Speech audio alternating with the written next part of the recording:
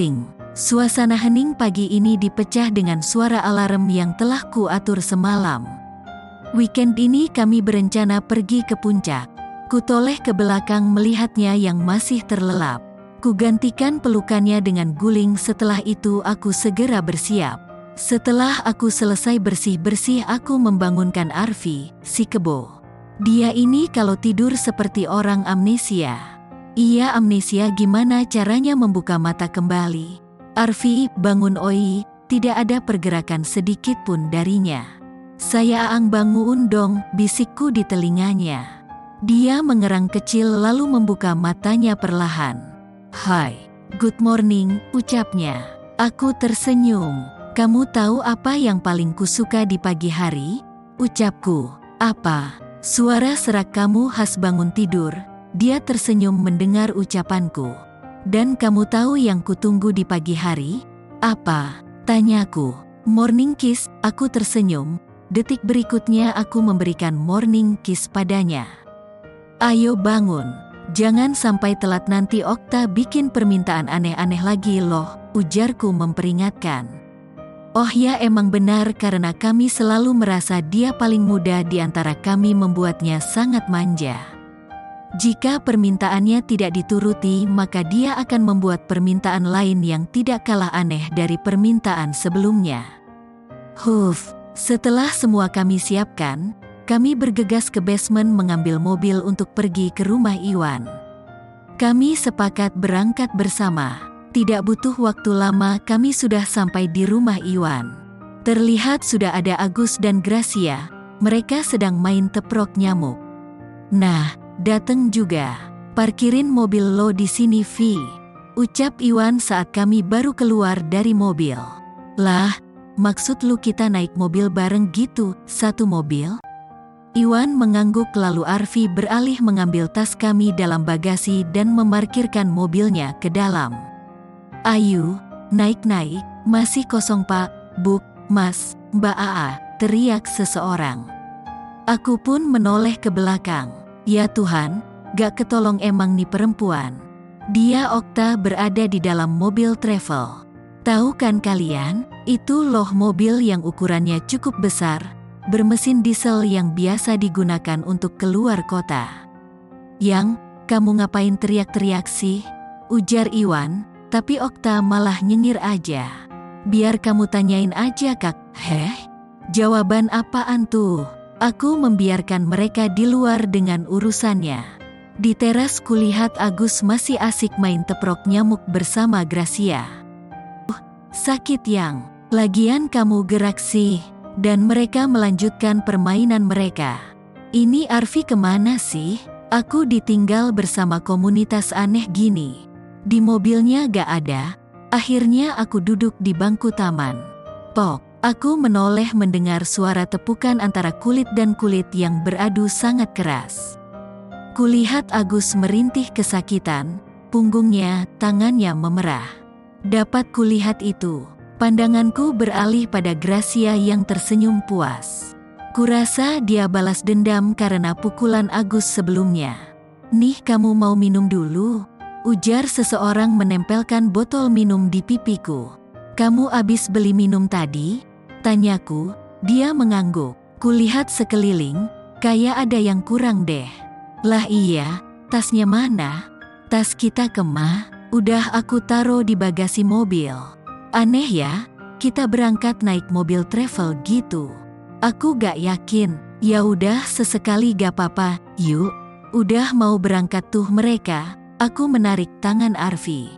Tapi ada yang aneh di sini. Aku lihat posisinya. Arfi dan Agus duduk di belakang, aku dan Gracia duduk di tengah. Normal sih, cuma ini kenapa Iwan duduk di kursi samping supir deh?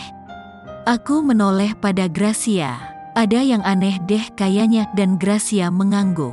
Belum terjawab rasa penasaranku, mobil sudah melaju dengan secara gak santai alias woi siapa yang nyetir nih? Kami semua terpental ke belakang sandaran kursi mobil yang kamu duduki. Buset Dahwan, pelan-pelan dong, protes Agus. De kagak sans bawa mobil luan, timpal Arfi. Gracia menoleh ke belakang. Bukan Iwan yang bawa, mereka melotot. Iya, emang bukan gue yang nyetir tapi Okta. Kami berempat saling pandang, WHAT, teriak kami bersamaan. Ih, kalian berisik banget sih, diem aja napa. Biar Okta yang antar kalian sampai tujuan. Ini anak bener-bener deh. Punya cita-cita jadi supir angkot kali ya? Atau emang nih anak brojolnya di angkot? Perjalanan kami sudah keluar dari tol. Seharusnya melewati tol menjadi perjalanan yang mulus. Iya, kalau supirnya normal, nah ini supirnya gesrek bintoing. Mobil segede gini nyelip-nyelip, bahkan dia adu balapan dengan mobil Honda Jazz yang merasa tersinggung yang jalannya dipotong oleh Okta. Jadilah aksi saling mengejar. Kupikir sudah sampai sini jantungku sudah bisa berdamai, tapi salah. Jalanan menuju puncak penuh liku dan curam.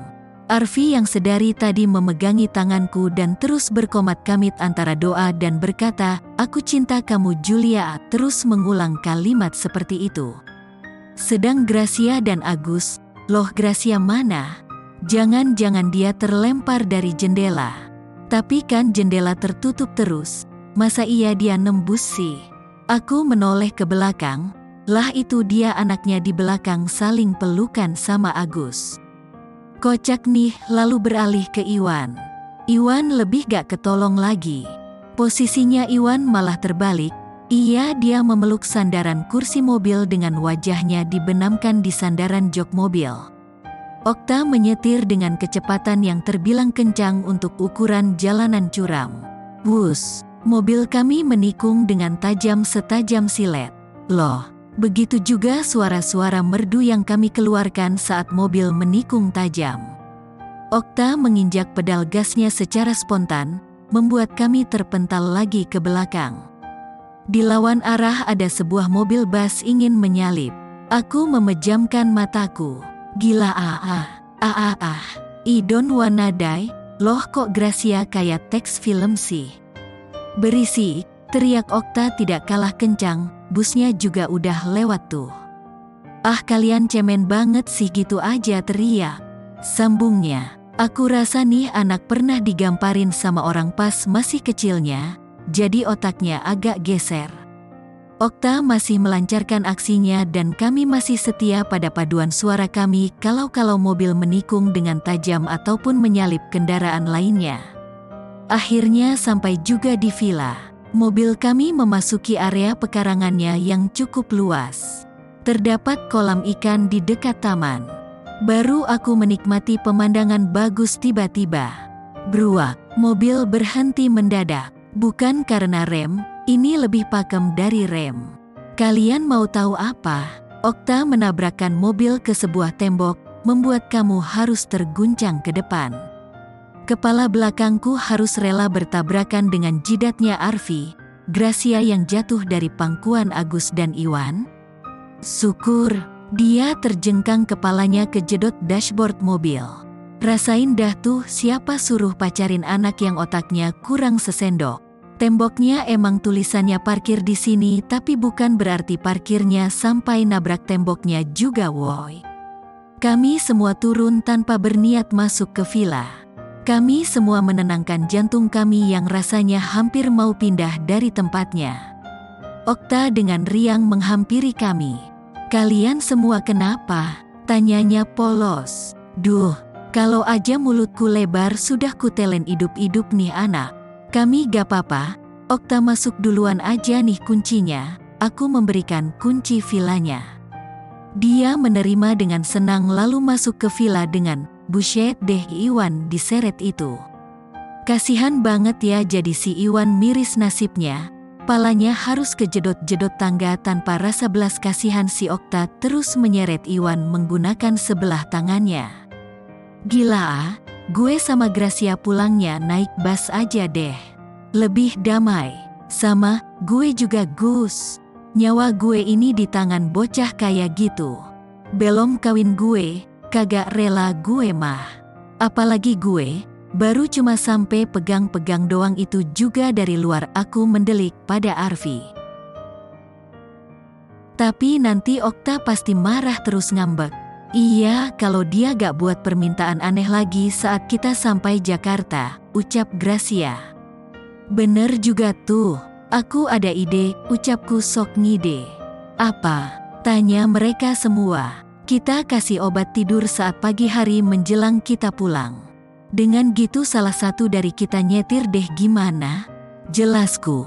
Mantap, pacar gue emang pinter dalam segala hal. Arfi mencubit pipiku gemas. Boleh juga tuh Jul, artinya malam ini kita harus beli obat tidur nih, ujar Gracia. Gue lihat di bawah sekitar 2 kilo dari sini ada apotik 24 jam. Nah bisa tuh kita beli di situ. Masih aja bisa lihat lu tadi Gus. Ya elah Vi, mbak-mbaknya cakep tadi jadi gue sempetin nengok deh, ujarnya nyengir sementara Gracia sudah bersiap menelannya hidup-hidup. Cakep pake banget gak? Pake banget malahan. Putih, mulus banget. Gede gak? Gak lah. Gedean Gra. Agus memandang aku dan Arfi bergantian. Kami menggelengkan kepala menandakan bukan kami yang bertanya barusan. Agus menelan ludahnya, dia menengok ke belakang perlahan melihat Gracia yang wajahnya sudah memerah padam. Beb, ayo kita cabut nanti ada gunung meletus. Arfi menarik tanganku meninggalkan Agus yang sudahlah. Saat kami baru memasuki villa ku edarkan pandanganku. Wih bagus banget, ada TV, kulkas 2 pintu, kamar mandi dalam. Loh pokoknya fasilitasnya enak deh, didukung udara yang sejuk jadi ingin. Bro, kami menoleh ke belakang. Lah itu kan tas Agus. Itu kan tasnya Agus Beb, aku mengangguk. Udah yuk kita selamatkan diri aja. Kita ke atas pilih kamar, Arfi menggandeng tanganku. Saat menaiki tangga kami berhenti. Wan lu ngapain tiduran di sini? Iwan tidak bergeming. Wan oi, pindahin gue ke kamar Vi. Kamar mandi. Kamar mayat kalau ada. Kagak ada. Pindah aja sendiri, manja betul Minggir gue mau lewat. Arfi menarik tanganku lagi. Dia menggandengku dengan sebelah tangannya dan sebelahnya lagi ia gunakan untuk menenteng tas kami. Iwan, entahlah gimana nasibnya. Tiduran juga akhirnya. Sini Beb. Aku ikut membaringkan tubuhku di samping tubuh Arfi. Gila ya si Okta nyetirnya. Aku berasa naik roller coaster deh. Aku mengangguk, bener banget. Ngeri deh. Apalagi Iwan tuh kasihan banget ditelantarin gitu. Bodoh sama si Iwan, biarin aja. Kalau dia mati gimana Vi? Kubur Beb, susah amat, anjay. Dikira kucing kali. Hahaha yaudah aku mau mandi deh. Tiba-tiba Arfi menindih tubuhku. Dia menatapku lekat, ada apa dengannya? Aku cinta kamu, dia tersenyum. Senyumnya menular padaku. Aku juga cinta kamu, Arfi menempelkan bibirnya di bibirku. Dia melumat bibirku dengan lembut. Aku selalu suka dengan permainan bibirnya yang lembut, kini menjadi candu bagiku. Tidak sampai situ, tangannya mulai nakal memainkan dadaku dari luar kaos. Ciumannya beralih ke leherku. Vi, desahanku lolos begitu saja. Dia terus menciumin leherku, sesekali dia menjilati telingaku. Aku pasrah, pertahananku runtuh. Tangannya mulai memasuki kaosku, aku menaikkan dadaku, guna memberi ruang pada tangan Arfi membuka pengait braku. Klik, terbukalah braku dan kurasakan kulit tangan Arfi menyentuh kulit dadaku. Dia semakin liar, aku mengacak rambutnya sesekali menjambaknya. Diangkatnya kaos yang ku kenakan, kini ciuman Arfi turun ke bawah ya ke dadaku. Dia menghisap sedikit nipelku. Sesayang, aku mengacak rambutnya. Dia kembali menciumi leherku. Kurasa dia meninggalkan beberapa tanda cinta di sana. Tiba-tiba Arfi melepas cumbuannya dan menatapku. Nafasnya tersenggal, begitu juga denganku. Maafin aku. Aku terbawa suasana. Aku minta maaf, ucapnya menunduk, tidak menatapku. Aku mengangkat wajahnya lalu tersenyum. Kamu gak salah sayang, Jangan buat aku merasa bersalah karena telah membiarkan kamu melakukan yang kamu anggap sebagai kesalahan, ucapku mengelus pipinya.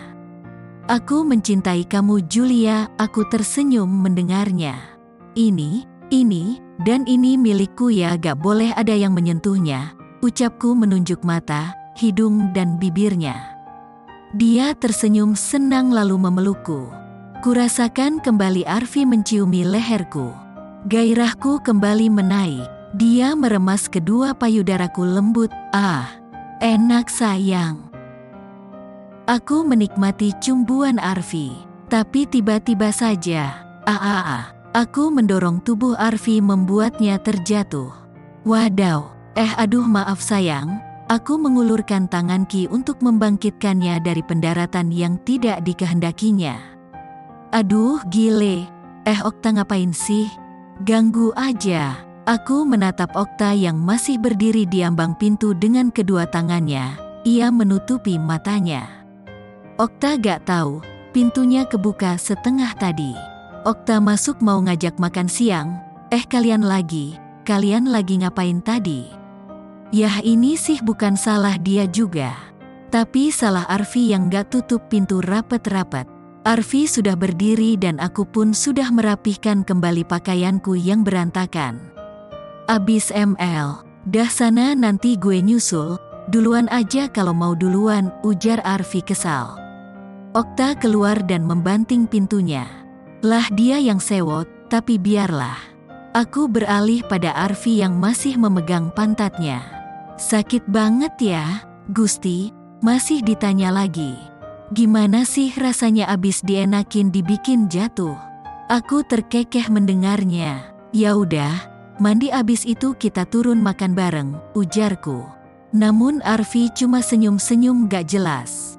Mau makan dulu, pamali tahu, makan abis itu mandi.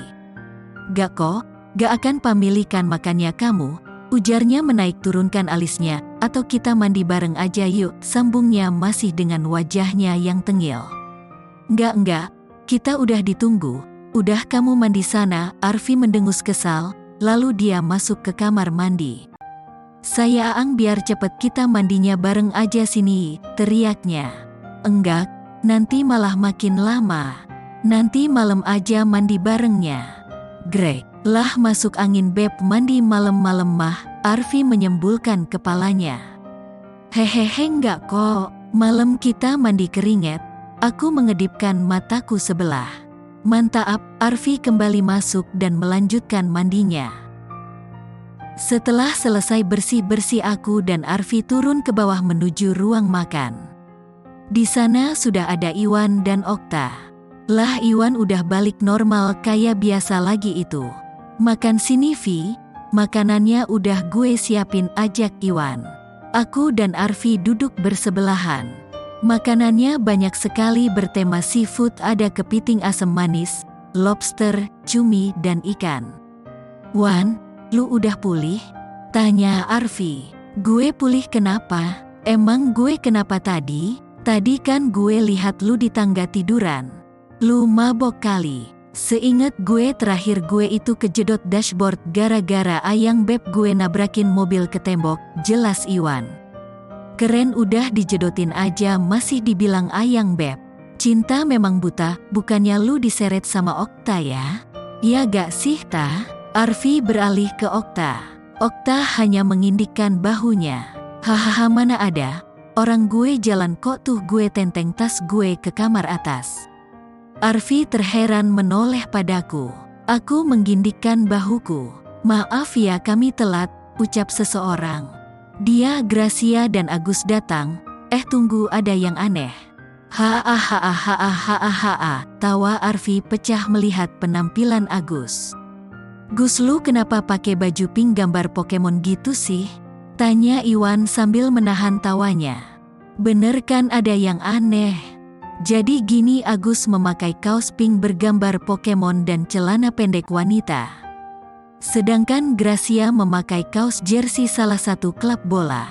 Oh tema mereka tukeran ceritanya nih suruh dia, sewot Agus menunjuk Gracia dengan dagunya. Apa, kamu sih berulah? Balas Gracia sewot, oh ya Vi, malam lu aja yang beli obat tidurnya ya, gue share lokasi aja ke lu nanti, sambung Gracia. Arfi hanya mengacungkan jempolnya tanpa berhenti tertawa. Yang, udah sih yang, malu tuh diketawain, melas Agus. Biarin, Agus mendengus malas. Acara makan pun mulai tentu jauh dari kata tenang karena mereka selalu ngeledekin Agus. Di tengah makan Okta tiba-tiba mengeluarkan suara, "Oh ya kak, aku mau ML dong," ucap Okta ke Iwan. Sukses membuatku dan Arfi tersedak. "Kamu tahu-tahuan dari mana ML?"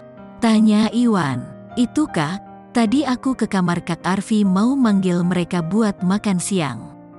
Kak Arfi lagi nindih Kak Julia, terus megang-megang dadanya Kak Julia. "Kak, aku terkesiap. Okta ini ternyata selain gila dia juga polos. Benar-benar polos hingga membuatku ingin sekali membuangnya ke jurang." Arfi menyikutku seolah memberi kode, "Kita harus apa?" "Wah Julia, kalem-kalem ternyata ya," ujar Gracia di depanku. Aku hanya menggaruk belakang kepalaku yang tidak gatal. "Kak, aku mau kayak Kak Arfi sama Kak Julia, titik." "Gak boleh Okta, Okta belum cukup umur. Nanti kalau Okta udah dewasa baru boleh ya," jelas Iwan. "Jadi menurut kakak aku masih anak-anak? Kakak gak sayang aku? Mampus deh, mulai lagi nih anak." Iwan menatap kami bergantian seolah meminta bantuan untuk mencari alasan agar anak di sampingnya ini mau mengerti.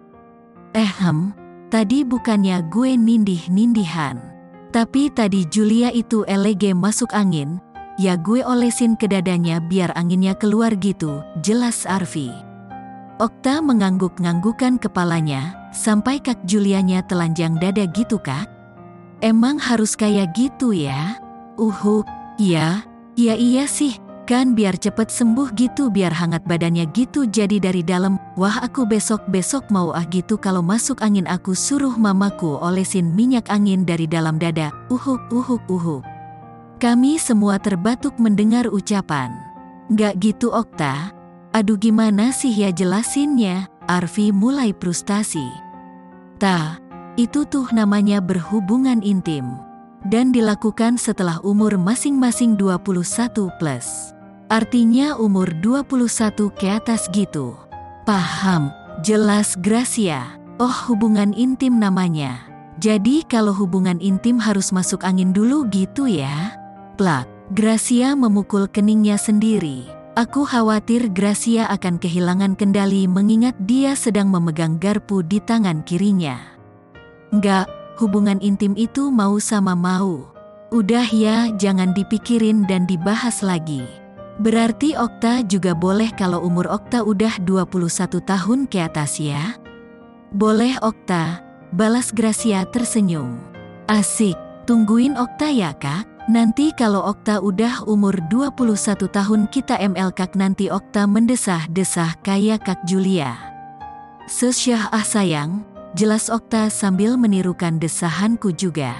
Pipiku sudah memerah, yang bisa kulakukan hanya memberikan cengiran bodoh saat mereka menatapku kecuali Arfi. Si Arfi teh kumaha weh malah cicing wae dia mah gila. "Bener-bener jadi skandal lu antara bos dan sekretaris cekak," ucap Iwan. "Yoi loh ya. Bukan main dah," Agus menimpali. "Bro kita yang ini hebat, udah nyolong start aja Gus, hahaha." "Udah kalian gak usah dibahas, nanti si polos denger nanya-nanya lagi." "Gue yang ribet kan?" sargah Gracia. "Lagian gue nyolong startnya sama Agus. Bukan sama luan. Nungguin lu sampai legal mah keburu lumutan punya gue," ujar Arfi tertawa membuat semua tertawa dan Iwan hanya sok manyun sedangkan Okta makanin es batu. "Lah, iya dia gadoin es batu gitu." "Hahaha bener tuh. Agus nungguin Iwan biar start bareng mah keburu sawah gue kering ya gak guys?" Kini Gracia ikutan aku ikut tertawa. "Ya kali kita nungguin bisa lengket kali." Saking lengketnya malah rapet entar, hahaha. Aku ikut nimpalin dan kami tertawa bersama. Iwan hanya diam memakan makanannya. "Kalian ngomongin apa sih?" Tanya Okta. Kami saling pandang satu sama lain.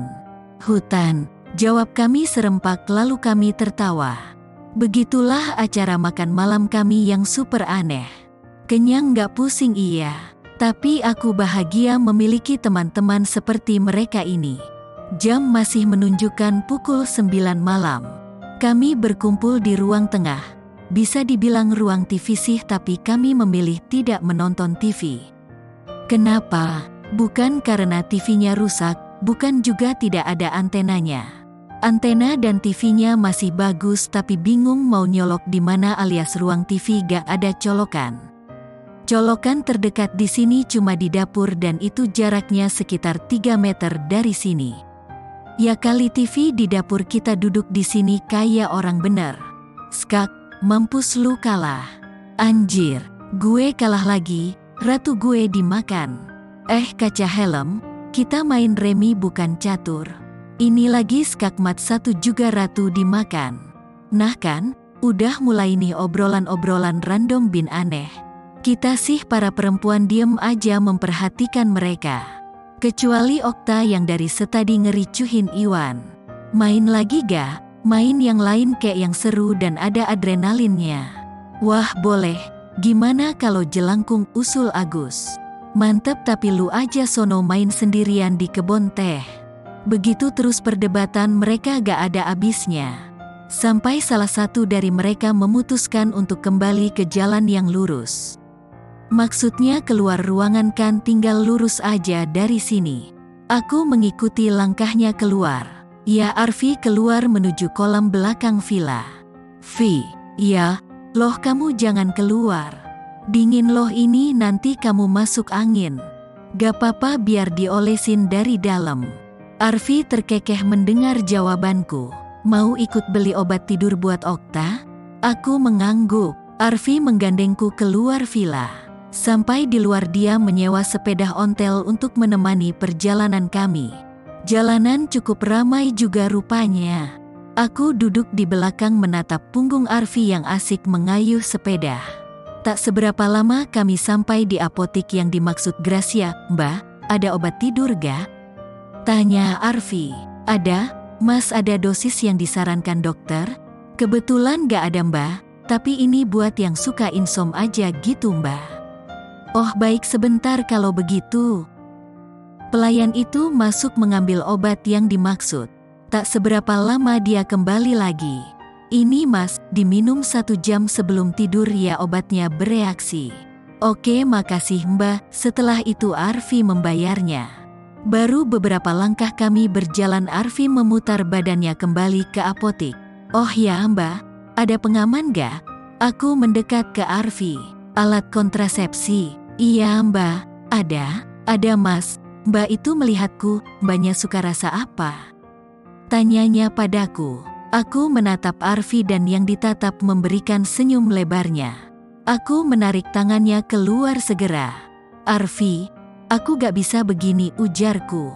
Kenapa? Aku salah ya? Kamu kalau mau, aku memberikannya dengan senang hati, tapi please jangan pakai alat itu. Kamu gak gentle? Arfi meneguk ludahnya. Aku benci mengatakan ini, tapi aku sebenarnya tidak ingin ada alat kontrasepsi saat aku berhubungan. Cukup, itu masa laluku yang buruk. Oke, aku gak pakai alat itu, maafin aku ya, ujarnya meraih tanganku. Iya, jangan pakai alat itu ya. Aku gak suka, lagian jadinya kamu mau berbuat tapi takut bertanggung jawab. Hehehe, iya deh, tapi aku keluarin di luar ya. Nah kalau itu baru gentle, entah kenapa aku berbicara begitu tiba-tiba. Kurasa aku mulai tertular gilanya dengan mereka. Mantap jiwa pacar gue emang, kui langsung keburu rembes di sini nih. Aku tertawa mendengarnya. Kami pun menaiki sepeda dan kembali ke villa kami. Sampai di villa, ruang tengah sudah kosong. Pada kemana nih? Suasana sepi sekali, bahkan di lantai 2 pun tidak ada tanda-tanda kehidupan. Aku dan Arfi saling mengecek kamar mereka masing-masing. Tidak dikunci, barang-barang mereka pun lengkap, tapi orangnya gak ada. Kayaknya pada keluar deh. Iya, Tunggu, aku dengar sesuatu, ucap Arfi. Aku pun menajamkan pendengaranku. Benar, suara air beriak dari kolam belakang villa. Arfi berjalan pelan, aku pun mengikutinya. Emang dasarnya aku penakut, jadi aku bersembunyi di belakang punggung Arfi. Greg. Arfi membuka pintu balkon dan menengok ke bawah. Aku yang masih membenamkan wajahku di punggung Arfi tidak lagi merasakan pergerakan Arfi. Apa Arfi sudah dirasukin setan kolam? Tubuhku gemetar, aku rasa takutku sudah sampai puncaknya. Julia, itu mereka lagi berenang di bawah, bukan setan juga. Loh, aku membuka mataku dan melihat ke bawah. Gelo siai, jam 10 berenang. Wei, kalian sini gabung. Iya lo, cemen takut dingin lo heh. Kurang kerjaan banget berenang di puncak jam 10 malam saat suhu dingin seperti ini. Gak, gue lihatin aja dari sini, teriak Arfi. Alah somplak lu geng, takut masuk angin? Balas Agus. Kalau masuk angin kan bisa diolesin dari dalam. Udah ayo sini, ini lagi Gracia ikut-ikutan. Kamu mau berenang beb? Tanya Arfi. Aku menggeleng. Ya udah yuk turun aja, kita di pinggir kolam aja. Arfi menggandengku turun ke bawah. Sampai di bawah aku duduk di kursi malas. Itu kursi yang dipakai buat berjemur. Jemur badan bukan jemur baju loh ya. Gue menang dan artinya gue harus berendam 20 menit ye. Awas lu semua, dan Iwan menyeburkan dirinya ke kolam. Benar saja, Iwan cuma diam di tengah kolam. Heh, permainan apaan yang menang malah yang dihukum? Kak, Okta kelelep, tolongin kak, teriak Okta termengap-mengap, tapi sayang gak ada yang peduliin. Iwan masih berdiri di tempat yang sama. Gracia dan Argus mereka malah main catur di pinggir kolam.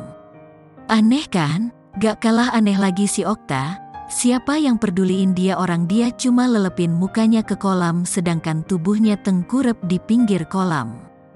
Jadi dia cuma naik turunin muka ke dalam kolam. Laknat semua emang nih.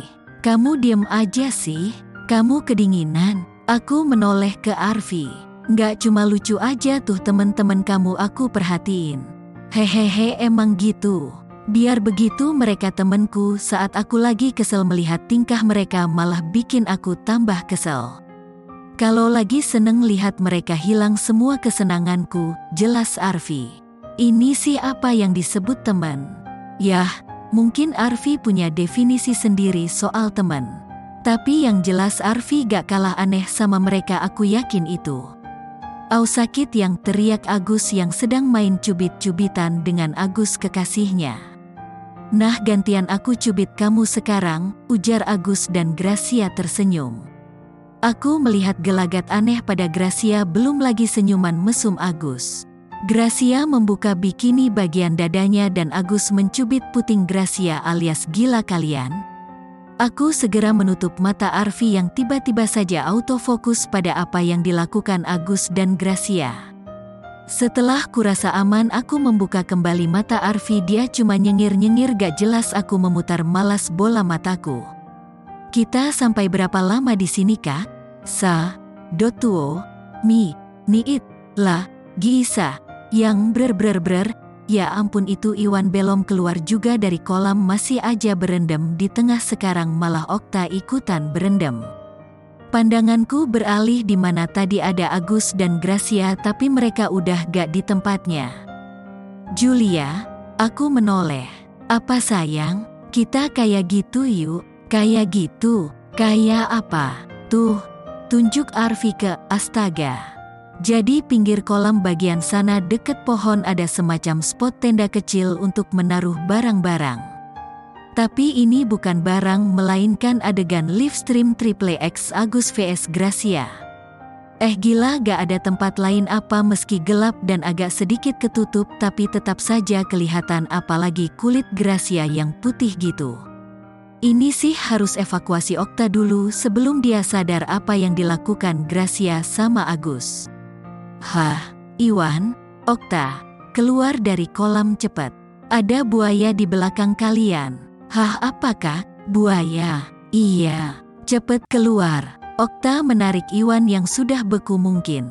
Saat sampai di pinggir kolam, Okta kesulitan naik. Aku mencoba membantunya dengan memegang tangan Okta dan Arfi menarik Iwan.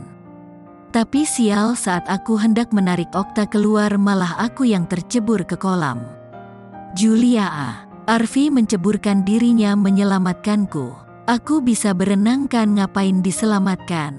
Benar saja, Arfi meraih tanganku dan merangkulkannya. Kamu gak apa-apa? Iya, aku gak apa-apa, Vi. Ya udah, yuk masuk. Arfi langsung memelukku posesif. Vi, kamu kenapa meluk aku gini? Arfi mendekatkan wajahnya. Daleman kamu nyeplak dan di sana masih ada Iwan.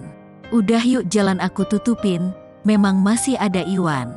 Dah, aduh itu kenapa lagi, coba deh, si Iwan malah digendong Okta. Terbalik weh. Saat sampai di kamar, aku mengeluarkan baju-bajuku dari koperku. Aku memilih memakai kaos dan celana pendek. Setelah selesai ganti baju, aku mengitari pandanganku. Loh, Arfi kemana? Pakaian basahnya sudah diranjang, lalu dia kemana, Greg? Udah ganti bajunya. Ikut aku yuk. Hilang tiba-tiba dan tiba-tiba datang. Berbakat deh nih orang jadi juri. Aku keluar mengikuti langkah Arfi ke balkon. Rupanya di sini mereka sedang berkumpul. Ada Agus dan Gracia, tapi mereka gak lagi memainkan permainan aneh. Iwan dan Okta bersikap seolah manusia biasa. Lupakan. Nah, karena udah ngumpul semua, jadi langsung aja ya, ucap Agus. Aku duduk di sebelah Arfi yang lagi berdiri. Di sini yang duduk cuma wanitanya. Wah, gentle ya mereka, meski agak rada kurang sebenarnya. Agus memegang tangan Gracia. Gracia tersenyum. Gue bakal ngelamar Gracia minggu depan. Acara lamaran aja sih, tunangan gitu. Gue ngundang kalian semua tentunya, dan gue harap kalian semua hadir karena acara tunangan ini gue cuma ngundang keluarga dan kalian, jelas Agus. Gracia tersenyum simpul. Di mana lu ngadain acaranya, Gus? Rencananya sih di rumah Gracia, Wan. Kita pasti dateng kok. Gue akan cancel semua acara gue biar bisa dateng ke tunangan lu. Thanks banget, Vi. Dan kalau bisa sih cowoknya pakai batik, ceweknya kebaya gimana tuh? Tanya Gracia. Bisa. Nanti Okta pinjem kebaya Mama Okta buat acara Kak Gracia deh, ucapnya mengacungkan kedua jempolnya. Vi, aku gak punya kebaya kan, bisikku padanya. Kita beli entar, bisain aja, bilang. Pandangan Gracia ke arahku, gue bisa Gre. Gue pasti datang pakai kebaya, ucapku. Sekedar saran nih, gimana kalau kebaya dan batiknya kita kompakan? Gue punya kenalan desainer, ujar Iwan. Boleh tuh Wan, gue 11. Setuju sayangku, ucapku. Nah iya setuju. Gak enak lah geng, kalian bela-belain banget. Batik dan kebaya aja seadanya itu udah bagus kok, ujar Agus. Nggak Gus, biar tamu tahu kalau kita berempat ini dari golongan sahabat lu, ucap Iwan antusias. Anjir golongan, kayak darah, timpal Arfi. Ya udah Gus, semua gue atur nanti soal baju, tenang aja, sambung Iwan. Kami akhirnya berbincang-bincang soal pernikahan, anak sampai urusan ranjang. Emang gak jauh-jauh dari urusan ini deh kayaknya. Abis ini siapa yang nyusul nih? Tanya Gre. Okta, ya kan Kak? Iwan hanya tersenyum dan mengangguk. Entahlah apa artinya, biarkan saja. Lu kapan kawin Vi? Tanya Agus. Gue mah kawin entar malam Gus, aku mencubit lengan Arfi. Anjay, nikah maksud gua. Salah deh gue. Kawin mah gue juga sering ya gak yang? Ujar Agus menaik turunkan alisnya ke Gracia. Iya dong, malam kawin lagi yuk, balas Gre. Busrak dah kagak puas tadi di pinggir kolam. Si Gre mah enak kagak keganggu, sedangkan aku baru mau mulai udah ada anak kecil ngeloyor masuk. Jadi gagal kan? Malam kami lanjutkan dengan minum-minum. Iya, minum-minum seperti yang kalian tahu jika anak-anak muda seperti kami berkumpul. suasana dingin enaknya minum-minum. Nah itu tadi ucapan Iwan sebenarnya. Kupikir mereka akan mabuk. Aku sudah memperingatin Arfi jangan sampai mabuk karena aku gak suka bau alkohol dari mulutnya yang bisa merusak cita rasa di bibirnya. Lah, ternyata lagi-lagi aku melupakan satu hal. Mereka ini orang-orang unikwe yang jauh berbeda dari kebiasaan manusia lainnya. Mereka benar minum-minum dan mereka juga gak akan mabuk. Kalian tahu apa yang mereka maksud acara minum-minum? Jika kalian pikir minuman yang tidak akan memabukkan itu berarti mereka minum dengan kadar alkohol rendah, itu salah. Minum-minum yang mereka maksud adalah minum extra jos, kuku bima, teh kotak, dan jenis minuman lainnya yang gak akan mabuk jika diminum berlebihan sekalipun. Kurasa Okta membuat acara minumannya sendiri. Iya, dia benar-benar minum aqua gelas sekardus dia bawa. Kurang-kurang emang. Sepertinya aku harus terbiasa dengan hal-hal begini dengan mereka. Rasanya sia-sia aku memperingatkan agar jangan mabuk dan dia cuma bilang, tenang. Sebanyak apapun aku minum aku gak akan mabuk kok, janji. Sekarang aku mengerti maksudnya. Parahnya Arfi mengajakku bertaruh jika dia minum banyak dan tidak mabuk aku harus menciumnya di depan teman-temannya. Iyalah, belum ada sejarahnya minum teh kotak banyak-banyak jadi mabuk beler gitu. Beb, gak mabuk kan aku? Aku udah minum banyak tuh 7 kotak malah. Aku menatapnya sebal, yang lain hanya terkekeh melihatku. Kecuali Okta, dia asik dengan gelas-gelas kosongnya yang kini ia jadikan bowling, lalu dia menumpuk gelas-gelas itu dan meleparnya dengan sendal hingga jatuh berantakan. Dia ulangi terus begitu, malah sekarang dia bermain bersama Gray. Ya Tuhan, punya temen-temen gini amat ya. Beb, kok diem sih? Kamu marah ya? Enggak. Aku kira kamu mau minum alkohol, makanya aku bilangin kamu jangan sampai mabuk. Taunya minum teh ginian. Dia tertawa, Iwan dan Agus pun tertawa. Yang bilang minum alkohol siapa? Kan tadi bilang acara minum-minum. Emang teh gak diminum? Gak. Harusnya aku guyur ke muka kamu aja semua. Buat taruhan, tapi yang sudah pasti dia tahu akan menang curang. Tepatin janji kamu loh, ujarnya. Aku tersenyum. Ide jahilku muncul. Aku menganggukkan kepala. Seketika Arfi mendekatkan wajahnya. Au, hahaha. Tawaku pecah saat aku berhasil menjahilinya. Aku bukan menciumnya tapi menggigit hidungnya. Kamu sih jahat banget namanya ini. KDRT. Protesnya sambil mengelus-elus hidungnya yang memerah. Mampus Luffy. Hidung lu aja digigit apalagi adek lu. Putus iya, hahaha. Agus tertawa. Adek gue putus dia juga yang gak bisa nikmatin entarnya, balasnya. Aku melihat Arfi dari samping. Kasihan juga hidungnya jadi merah gitu. Ku ambil HP-ku dari saku. Ting, bentar HP gue bunyi. Kulihat Arfi membaca pesan. Ya, pesan dariku. Dia tersenyum lalu beralih memandangku. Gue ke kamar dulu deh, ada yang harus gue lakukan. Arfi beranjak dari duduknya dan berjalan menuju kamar. Aku masih di sana memperhatikan kedua gadis sedang. Astoge, si Okta ngapain coba itu kakinya di atas kepalanya di bawah. Ah udahlah, biarin aja mereka mau apa. Tak lama kurasakan getaran di saku celanaku.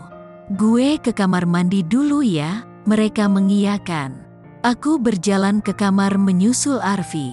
Sampai di kamar aku sudah melihat Arfi sedang diam dengan wajah bingungnya. Mana hadiahnya? Tanyanya. Aku tersenyum, tidak lupa mengunci pintu kamar. Sini ikut aku. Hadiahnya di dalam selimut. Hehehe, dia bodoh, malah ngikutin gerakanku yang masuk ke dalam selimut. Dia menyembulkan kepalanya masih dengan wajah heran.